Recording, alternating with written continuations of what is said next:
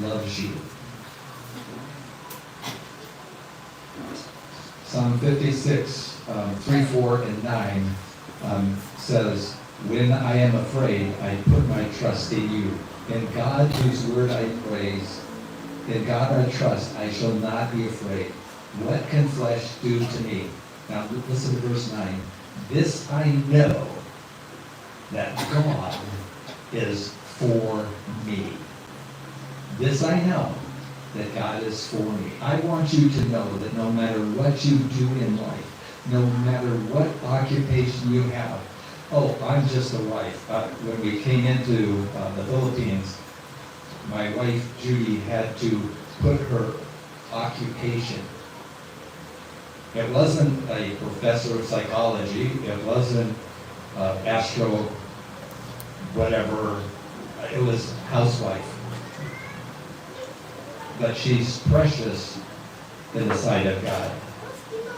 And she has been a wife that has glorified God in her actions, in her servanthood, in her care, in her compassion. You are special to Him. And the very fact that Jesus was raised from the dead gives us the assurance that God has won the victory, that Satan is defeated, and that you and I are important to Him. And He cares for us. He loves us. He is behind us. If God is for us, who can be against us? And the reality is that as you go through your life, even if you fail, even if you fall into sin, know that God is for you.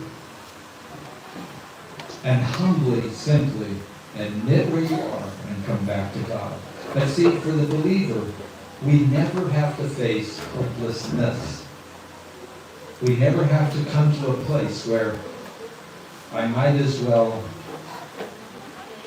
we had a friend just recently that if the husband committed suicide, shot himself. I don't know if he was a believer, but I know that I have a nephew that committed suicide who was a believer, and he didn't need to. But you see, he didn't have someone come to him and affirm to him that no matter what was happening in his life, Jesus had the answer, that Jesus could encourage him, that Jesus could hold him, that Jesus could use him in a way that is powerful and important and encouraging to us. This is what we have to hang on to. And that song was just beautiful in just affirming that we're not alone. You're not alone. When your head rests on the pillow and it's dark outside and you're struggling with something, I want you to know that God is for you.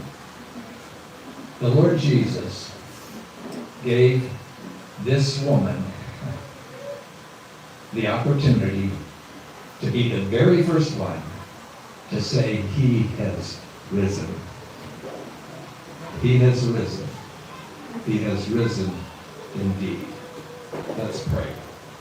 Heavenly Father, thank you that you love us so deeply. Thank you that you care so much for us. Thank you, Lord, that we are not just a number, that you don't judge us on whether we're a Filipino or whether we're an American or whether we're Swiss or whether we're Malaysian. In the body of Christ, we are one. And you care for us. You are for us. You love us. And we thank you for that truth, for that assurance, that courage that we can have to believe that we can go forward no matter what, because God, the eternal, all-powerful, almighty God, is with us and for us. And we give you praise in Christ's name. Amen.